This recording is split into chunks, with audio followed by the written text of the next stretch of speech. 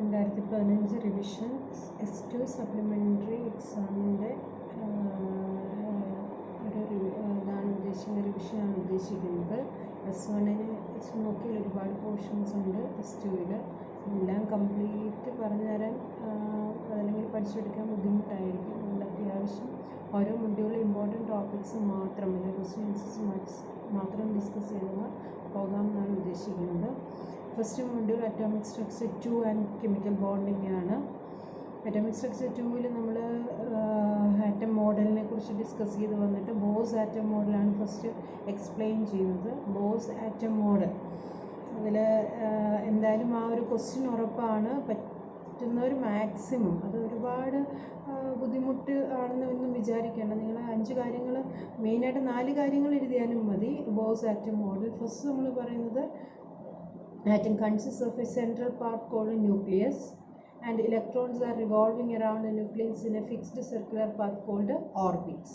Central part nucleusന് ചുറ്റും circular പാത്തിലൂടെ electrons revolve ചെയ്യുന്നു. അതിനെ ഓർബിറ്റ് എന്ന് വിളിച്ചു. അതാണ് ഫസ്റ്റ് പോയിന്റ്. അത്ര മാത്രമേ പറയുന്നു. Second point, energy of an electron in a particular orbit remains constant. ഇതിലൂടെ റൊട്ടേറ്റ് ചെയ്യുന്നിടത്തോളം എനർജി കോൺസ്റ്റൻ്റ് ആണ്. And hence these constant energy ആയതുകൊണ്ടാണ് ഈ ഓർബിറ്റ്സിനെ നമ്മളെ stationary states or energy levels എന്ന് വിളിച്ചു. എനർജി റിലേറ്റ് ചെയ്യുന്ന കോൺസ്റ്റൻറ്റ് എനർജിയാണ് സ്റ്റേഷനറി സ്റ്റേറ്റ്സ് എന്ന് വിളിച്ചു. And these orbits can be designated as 1, 2, 3, 4 or KLMN, capital letters KLMN. ആദ്യം നമ്മൾ ആറ്റത്തിൻ്റെ സെൻട്രൽ പാർട്ട് ന്യൂക്ലിയസ് ചുറ്റും ഓർബിറ്റ്സ് ഉണ്ടെന്ന് പറഞ്ഞു. സെക്കൻഡ് പോയിന്റിൽ പറഞ്ഞു ഓർബിറ്റ്സിലൂടെ ഇലക്ട്രോൺ ഫിക്സ്ഡ് എനർജിയിൽ മൂവ് ചെയ്യുന്നു. അതിനെ KLMN കൊണ്ട് റെപ്രസെൻറ്റ് ചെയ്യും. ആ ഓർബിറ്റ്സിനെ energy states or stationary states എന്ന് വിളിച്ചു. കോൺസ്റ്റൻറ്റ് എനർജി സ്റ്റേറ്റ്സ്, കോൺസ്റ്റൻറ്റ് എനർജിയാണ് സ്റ്റേഷനറി സ്റ്റേറ്റ്സ് എന്ന് വിളിച്ചു. തേർഡ് പോയിന്റ് പറഞ്ഞു electron can emit or absorb energy and can transit from one state to another. ഒരു എനർജി ലെവലിൽ നിന്ന് അടുത്ത എനർജി ലെവലിലേക്ക് ഇലക്ട്രോണിന് എനർജി അബ്സോർബ് ചെയ്യുകയോ എമിറ്റ് ചെയ്യുകയോ ചെയ്ത് ട്രാൻസിഷൻ നടത്താം. അങ്ങനെ എനർജി ട്രാൻസിഷൻ നടത്തുമ്പോൾ അല്ലെങ്കിൽ അതിൻ്റെ പൊസിഷൻ ചേഞ്ച് ചെയ്യുമ്പോൾ എനർജിയിൽ നിന്ന് അടുത്ത എനർജി സ്റ്റേറ്റിലേക്ക് മാറുമ്പോൾ ഉണ്ടാകുന്ന change in energy delta E കൊണ്ട് റെപ്രസെൻറ്റ് ചെയ്യുന്നു. Change in energy delta E is equal to E2 minus E1. Higher എനർജിയിൽ നിന്ന് ലോവർ എനർജി മൈനസ് ചെയ്തെടുക്കുന്നു. Or ground state lowest energy സ്റ്റേറ്റിന്, അതിന് പോസിബിൾ ആയിട്ടുള്ള ലോവസ്റ്റ് എനർജി സ്റ്റേറ്റിനെ ഗ്രൗണ്ട് സ്റ്റേറ്റ് എനർജി എന്നും ഹയർ സ്റ്റേറ്റിലേക്ക് എനർജി അബ്സോർബ് ചെയ്ത് ഹയർ സ്റ്റേറ്റിലേക്ക് പോകുമ്പോൾ എക്സൈറ്റഡ് എനർജി സ്റ്റേറ്റ് എന്നാണ് നമ്മൾ വിളിക്കുന്നത്.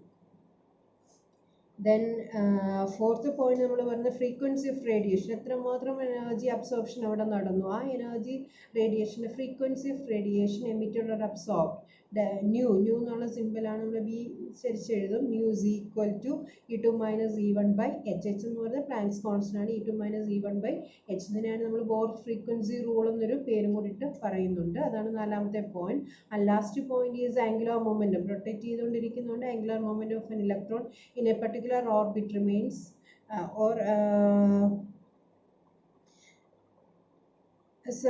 can have a certain number. It is an integral multiple of h by 2 pi or nh by 2. Integral multiple ആയതുകൊണ്ടാണ് nh എന്ന് എഴുതുന്നത്. nh by 2 pi. MVR angular moment, mass velocity and radius of ആ particular ഓർബിറ്റിൽ. ഓരോ ഓർബിറ്റിലും permissible angular momentum ഉണ്ട്. അതിലൂടെ move ചെയ്യുമ്പോൾ അതിന് ആ ഇലക്ട്രോൺ പർട്ടിക്കുലർ ഓർബിറ്റിൽ ഡെവലപ്പ് ചെയ്യുന്ന angular momentum MVR, mass of the electron, velocity of electron, R is the radius of the electron from the nucleus. ആ MVR angular momentum is an integral multiple of h by 2 pi. എന്ന് പറഞ്ഞാൽ fixed value ആണ്. First ഓർബിറ്റിലാണെങ്കിൽ h is a constant, Planck's constant, 2 is a constant, it's a number, and pi is a constant 3.14. So ഓരോ ഓർബിറ്റിനും angular momentum എന്ന് പറഞ്ഞാൽ permissible ആണ്. അത് fixed value ആണ്. ഫസ്റ്റ് ഓർബിറ്റിൻ്റെ ആംഗുലാർ മൊമെൻറ്റം അല്ല സെക്കൻഡ് വരുമ്പോൾ n is equal to 2 ആകും. അത് ഓരോ ഓർബിറ്റിനും ഫിക്സ്ഡ് വാല്യൂസ് എന്ന് നമുക്ക് പറയാം.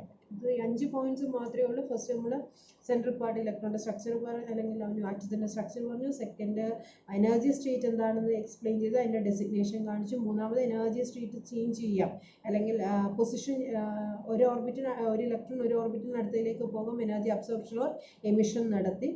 അതിനെയാണ് ഡെൽറ്റ E2 മൈനസ് E1 കൊണ്ട് എനർജി ചേഞ്ച് പറഞ്ഞു. നാലാമത്തെ റൂള് ഫ്രീക്വൻസി ഓഫ് റേഡിയേഷൻ, എത്രമാത്രം എനർജി അബ്സോർപ്ഷൻ റിമിഷൻ നടക്കുന്നതാണ് frequency of radiation. Nu is equal to E2 minus delta E. E2 minus E1 is delta E by H. അതിനെയാണ് Bohr's frequency rule എന്ന് പറഞ്ഞു. Last permissible angular momentum MVR is equal to NH by 2π. ഇത്രയും കാര്യങ്ങൾ ഒന്ന് ഓർമ്മയിൽ വെച്ച് എഴുതിയാൽ മാത്രം മതി. ഇനി ഇതിൻ്റെ അഡ്വാൻറ്റേജ് നമ്മൾ പറഞ്ഞത് ബോസ് ആറ്റം മോഡലിൻ്റെ അല്ലെങ്കിൽ അതിനു മുമ്പുള്ള മോഡൽസിനൊന്നും എക്സ്പ്ലെയിൻ ചെയ്യാൻ കഴിയാവുന്ന വലിയൊരു കാര്യമാണ് ഹൈഡ്രജൻ ലൈൻ സ്പെക്ട്രം എക്സ്പ്ലെയിൻ ചെയ്യാൻ പറ്റും. ഹൈഡ്രജൻ എന്ന് പറഞ്ഞാൽ സിംഗിൾ ഇലക്ട്രോൺ മാത്രമുള്ള ഹൈഡ്രജനിൽ പോലും സ്പെക്ട്രം, അതായത് എനർജി ട്രാൻസിഷൻ എങ്ങനെ വരുന്നു എന്നുള്ളത് എക്സ്പ്ലെയിൻ ചെയ്യാൻ പറ്റിയത് ബോസ് ആറ്റം മോഡലാണ്. പിന്നെ പറയുന്നത് എന്താ സ്റ്റെബിലിറ്റി ഓഫ് ആൻ ആറ്റം എങ്ങനെ എക്സ്പ്ലെയിൻ ചെയ്യുന്നു. എന്താ ബോസ് ആറ്റം മോഡലിലെ അഡ്വാൻറ്റേജസ് ചോദിച്ചാൽ it explains stability and it explains hydrogen line spectrum of hydrogen. Limitations എന്ന് പറയുന്നത് it inability to explain fine spectrum, വീണ്ടും ഓരോ ലൈൻസും എങ്ങനെ സ്പ്ലിറ്റ് ചെയ്യുന്നു ഇതിൻ്റെ ഡീറ്റെയിൽസിലേക്ക് പോകുന്നില്ല. Fine spectrum of hydrogen explain ചെയ്യുന്നില്ല. മൾട്ടി ഇലക്ട്രോണിൻ്റെ കേസസ് എങ്ങനെ വരുമെന്ന് എക്സ്പ്ലെയിൻ ചെയ്യുന്നില്ല. Shapes of molecules and chemical bonding എന്തുകൊണ്ട് പോസിബിൾ ആകുന്നു, ഇനബിലിറ്റിയുടെ reason for chemical bond formation and shapes of molecules. പിന്നെന്താ പറയുന്നത് സ്റ്റാർ സീമാൻ ഇഫക്റ്റ് എന്ന് പറയും. മാഗ്നറ്റിക് ഫീൽഡും ഇലക്ട്രിക് ഫീൽഡും ഉണ്ടാകുന്ന വേരിയേഷൻസ് എക്സ്പ്ലെയിൻ ചെയ്യുന്നില്ല, ഡീവിയേഷൻ എക്സ്പ്ലെയിൻ ചെയ്യുന്നില്ല. ഇത്രയാണ് ലിമിറ്റേഷൻസ് എന്ന് പറയുന്നത്. Boss atom model limitations, merits and demerits or limitations and advantages 2 പോയിന്റും കൂടെ പഠിച്ചു വെക്കുക. എന്തായാലും ഒരു ക്വസ്റ്റ്യൻ ആണ്, 6 മാർക്കിൻ്റെ ക്വസ്റ്റ്യൻ ആണ്. നമ്മൾ അവിടുന്ന് നേരെ ഡി ബ്രോളീസ് ഇക്വേഷൻ പറഞ്ഞു. De Broglie's equation means dual nature ആണ്. ഒരു പാർട്ടിക്കിൾ എടുത്താൽ അതിന് പാർട്ടിക്കിൾ നേച്ചർ മാത്രമല്ല വേവ് ക്യാരക്ടറും കൂടെ ഉണ്ട്. ഇലക്ട്രോൺ എന്ന് പറഞ്ഞാൽ നമ്മൾ ഇത്രയും നാൾ പാർട്ടിക്കിൾ എന്ന് പറഞ്ഞു, പക്ഷെ അതിൻ്റെ കൂടെ അതിന് വേവ് ക്യാരക്ടറും കൂടെ ഉണ്ട് എന്ന് പറയുന്നതാണ് ഡ്യുവൽ നേച്ചർ. അത് പ്രപ്പോസ് ചെയ്ത ഡി ബ്രോളീസ് ഇക്വേഷൻ ആണ്. Both particle as well as wave nature of matter. അങ്ങനെയാണ് മാറ്റർ വേവ്, നമ്മൾ ആ വേവിനെ നമ്മൾ മാറ്റർ വേവ് എന്നൊക്കെ പറയുന്നത്. അതിനെ ബേസ് ചെയ്തൊരു ഇക്വേഷൻ ഫോം ചെയ്ത് de Broglie's equation lambda is equal h/mv, mass and velocity or h/p. Mass and velocity is momentum, h is Planck's constant. ഇതിൻ്റെ ഏറ്റവും വലിയ ഒരു സിഗ്നിഫിക്കൻസ് എന്താണെന്ന് വെച്ചാൽ lambda is wavelength, it is wave character. ആ wave character mass എന്ന് പറയുന്ന particle character, വേവിന് നമ്മൾ മാസ് പറയുന്നില്ല, പാർട്ടിക്കിളിനാണ് മാസ് പറയുന്നത്. ആ വേവ് ക്യാരക്ടർ പാർട്ടിക്കിൾ ക്യാരക്ടറും കൂടെ കണക്ട് ചെയ്യുന്നു എന്നുള്ളതാണ് ഈ ഇക്വേഷൻ്റെ ഏറ്റവും വലിയ സിഗ്നിഫിക്കൻസ്. ക്ലിയർ ആയല്ലോ. ആൻഡ് ഈ ഒരു ഇക്വേഷൻ ഏത് കേസിലാണ് സിഗ്നിഫിക്കൻ്റ് എന്ന് ചോദിച്ചാൽ it is applicable only to microscopic particles. Microscopic particles എന്ന് പറഞ്ഞാൽ വളരെ ചെറിയ പാർട്ടിക്കിൾസ്. നമ്മളെപ്പോലുള്ള ലാർജ് സിസ്റ്റം എടുത്തു കഴിഞ്ഞാൽ നമ്മുടെ കേസിൽ നമ്മളും പാർട്ടിക്കിളാണ്, നമ്മളും വേവ് ക്യാരക്ടറുള്ളതാണ്. പക്ഷെ നമ്മുടെ കേസിൽ മാറ്റർ വേവ് വിസിബിൾ ആകാത്ത കാരണം അല്ലെങ്കിൽ സിഗ്നിഫിക്കൻ്റ് അല്ലാത്തതിന് കാരണം lambda is proportional to h/mv or lambda is inversely proportional to mass. Mass കൂടുന്നതോറും ലാംഡ ക്യാരക്ടർ കുറഞ്ഞു വരുന്നു. മാസ് കൂടുന്നതോറും വേവ് ക്യാരക്ടർ കുറഞ്ഞു വരുന്നു. അപ്പോൾ നമുക്കത് നമ്മുടെ കേസിലല്ല ലാർജ് സിസ്റ്റത്തിൽ മാക്രോസ്കോപ്പിക്കൽ അത് സിഗ്നിഫിക്കൻ്റ് അല്ല. De Broglie's equation is applicable only to microscopic particle. അതിൻ്റെ റീസൺ ചോദിച്ചാൽ since lambda is proportional to 1/m. Okay. Then uncertainty പ്രിൻസിപ്പിളിലേക്ക് നമ്മൾ പോയി. അൺസർട്ടനിറ്റി പ്രിൻസിപ്പിൾ പറയുന്നത് നമ്മൾ ഇലക്ട്രോണിൻ്റെ മൂവ്മെൻറ്റ് ജസ്റ്റ് നമ്മൾ പറഞ്ഞു സർക്കുലർ മൂവ്മെൻറ്റ് മാത്രമാണെന്ന് അസസ് ചെയ്തുകൊണ്ടിരുന്ന സമയത്ത് വീണ്ടും എക്സാമിൻ ചെയ്തപ്പോൾ നമ്പർ ഓഫ് മൂവ്മെൻറ്റ്സ് അവിടെ പോസിബിൾ ആണ്. കാരണം അത് ആ ഒരു പോസിബിൾ ആണെന്ന് കണ്ടുപിടിച്ചത് ഹൈസൻബർഗ്സിൻ്റെ അൺസർട്ടനിറ്റി പ്രിൻസിപ്പിൾ വെച്ചിട്ടാണ്. കാരണം അസസ് ചെയ്തപ്പോൾ പൊസിഷൻ ജസ്റ്റ് സർക്കുലർ പാത്തിലൂടെ മാത്രം മൂവ് ചെയ്യുമായിരുന്നെങ്കിൽ ആ പൊസിഷനും അതിനോടൊപ്പം നമുക്ക് അതിൻ്റെ വെലോസിറ്റി മെഷർ ചെയ്യാം. പക്ഷെ അങ്ങനെ മെഷർ ചെയ്തപ്പോൾ അതിനകത്ത് ആക്യുറസി ഇല്ല എന്ന് മാത്രമേ ഉള്ളൂ. കണ്ടുപിടിക്കാം, പക്ഷെ പൊസിഷൻ കണ്ടുപിടിക്കുമ്പോൾ അതിൻ്റെ വെലോസിറ്റിയിൽ ചേഞ്ച് വരും, വെലോസിറ്റി കണ്ടുപിടിക്കുമ്പോൾ ആക്യുറേറ്റ് പൊസിഷനിൽ മാറ്റം വരും. അങ്ങനെ അത് മാത്രമാണ് അൺസർട്ടനിറ്റി പ്രിൻസിപ്പിൾ എക്സ്പ്ലെയിൻ ചെയ്യുന്നത്. It is impossible to measure simultaneously both the position and velocity of a moving microscopic particle. simultaneous with 100% accuracy. 100% accurate ആയിട്ട് simultaneous ആയിട്ട് പൊസിഷനും വെലോസിറ്റിയും മെഷർ ചെയ്യാൻ പറ്റില്ല എന്ന് മാത്രമേ അൺസർട്ടനിറ്റി പ്രിൻസിപ്പിൾ പറയുന്നുള്ളൂ. പൊസിഷൻ മെഷർ ചെയ്യാം, വെലോസിറ്റി മെഷർ ചെയ്യാം, അത് 100% ആക്യുറേറ്റ് ആയിരിക്കും സെപ്പറേറ്റ് മെഷർ ചെയ്താൽ. സൈമൾട്ടേനിയസ് ആയിട്ട് 100% ആക്യുറസിയോട് കൂടി മൂവ് ചെയ്യുന്ന ഒരു മൈക്രോസ്കോപ്പിക് പാർട്ടിക്കിളിൻ്റെ പൊസിഷനും വെലോസിറ്റി മെഷർ ചെയ്താൽ അത് ആക്യുറേറ്റ് ആകത്തില്ല എന്ന് മാത്രമേ അൺസർട്ടനിറ്റി പ്രിൻസിപ്പിൾ പറയുന്നുള്ളൂ. It is impossible to measure simultaneously both the position and velocity or momentum of a moving microscopic particle like electron with absolute accuracy. ഇതാണ് അൺസർട്ടനിറ്റി പ്രിൻസിപ്പിൾ പറയുന്നത്. ഇക്വേഷൻ നമ്മൾ എഴുതും delta X into delta P is greater than or equal to H by 4π എന്ന് പറയും, അല്ലെങ്കിൽ delta X into delta v ആകും. കാരണം mass into velocity is delta P is mass into velocity, mass is a constant, change വരുന്ന velocity. So delta X into delta V is greater than or equal to H by 4πm. Equation നമ്മൾ problem ചെയ്യുകയാണെങ്കിൽ equal to ഇട്ട് ചെയ്യുക. Delta X is the uncertainty in position and delta V is the uncertainty in velocity. Right side നോക്കി H by 4πm. H is constant, 4 is constant, pi is constant, and mass of a particle is constant. അപ്പോൾ right side മുഴുവൻ constant ആയതുകൊണ്ട് left സൈഡിൽ വരുന്ന values delta X എന്ന് പറയുന്ന പൊസിഷനിലുണ്ടാകുന്ന uncertainty അല്ലെങ്കിൽ എത്രമാത്രം കൃത്യത കുറവ്, ആക്യുറസി ഇല്ലായ്മ, എത്രമാത്രം പൊസിഷനിൽ എത്രമാത്രം കൃത്യത കുറവ് വരുന്നോ അത്രമാത്രം വെലോസിറ്റി കറക്റ്റ് ആയിരിക്കും. കാരണം ഇത് റൈറ്റ് സൈഡ് കോൺസ്റ്റന്റ് ആയിട്ട് ഇത് മൾട്ടിപ്ലൈ ചെയ്യുമ്പോൾ ഒരു കോൺസ്റ്റന്റിലേക്ക് പോകത്തുള്ളൂ. അപ്പോൾ എത്രമാത്രം 2 × 5 = 10. 10 കോൺസ്റ്റന്റ് ആണ്. ആ 10ൻ്റെ ഇവിടെ ഡെൽറ്റ എക്സ് 2 ആണെങ്കിൽ ഡെൽറ്റ വി 5 ആയിരിക്കണം. ഇനി ഡെൽറ്റ എക്സ് 5 ആണെങ്കിൽ ഓട്ടോമാറ്റിക്കലി മറ്റേ വാല്യൂ കുറഞ്ഞേ പറ്റൂ.